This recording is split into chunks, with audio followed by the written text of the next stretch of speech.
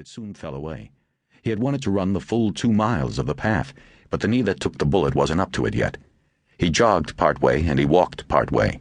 The knee, even so, began to swell inside its brace. He would ice it later. This was worth it. He had almost made a full circle of the basin and was headed back to where he'd left his car. It was then that he first saw the 2 women running toward him. One of the 2 looked so much like Janice that he felt his stomach rise up into his chest. The woman running with her, a light-skinned black woman, was wearing a Georgetown University sweatshirt. The one who looked like Janice wore a halter and shorts. Her body, like Janice's, was fit and tanned. Her proportions seemed exactly the same. She had the same dark blonde hair gathered loosely in the back, and the same way of brushing errant strands from her face. She was about the same age, mid-20s at most. The 2 women were chatting back and forth as they ran. They smiled and said, "Hi," as they went by him. It wasn't Janice, of course. Janice was dead. Up close he could see that her skin was clear where Janice's had been lightly freckled. The mouth was different in the way it formed a smile. But Grayson's stomach had not settled back because her greeting seemed more than a reflex civility. She'd made eye contact longer than was needed to say hi. He had nodded in response.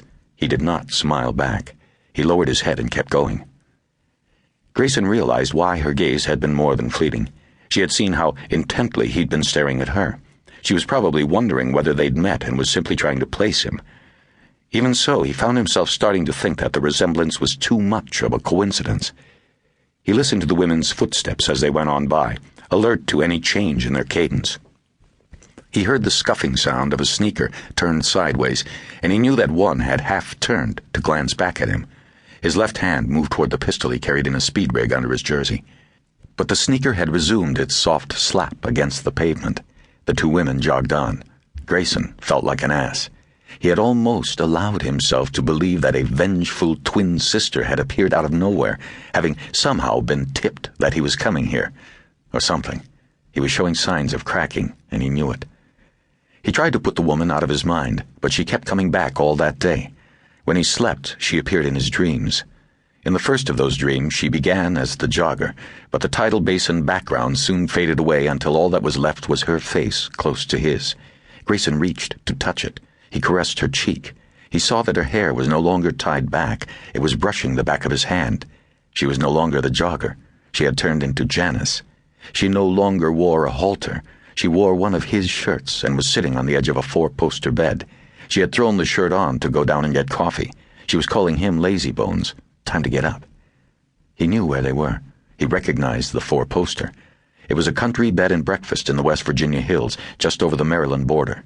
It was run by a pleasant older woman, Mrs. Clark, who, like him, had grown fond of Janice Novak. Grayson knew that he should never have let Janice get close to him. She was an informant. He was there for her report. But she had come to his room in the middle of the night and asked him to please let her stay for a while. She said she was frightened. She asked him to hold her. He did. He should not have. But that's how it started. Some weeks later he was with her, same inn, same 4-poster. They'd made love well into the morning. She snuggled against him, lightly tickling his chest.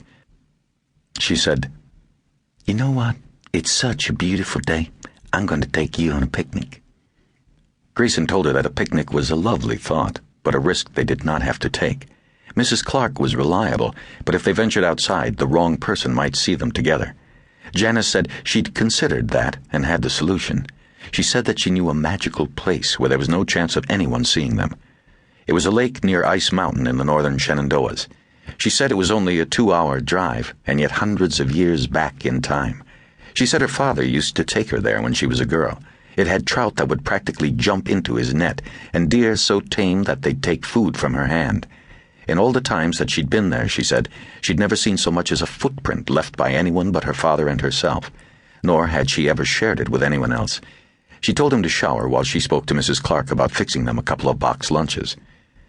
She was right. It was a beautiful spot. She spread a blanket and had him lie back. She took his head in her lap. He lay there listening to the splashing of fish and the whisper of the wind in the trees. She had opened his jacket, put her hand on his chest. She said, "You know, there's something wrong with this picture. Did you have to bring a gun? The gun ruins it." It was in a whole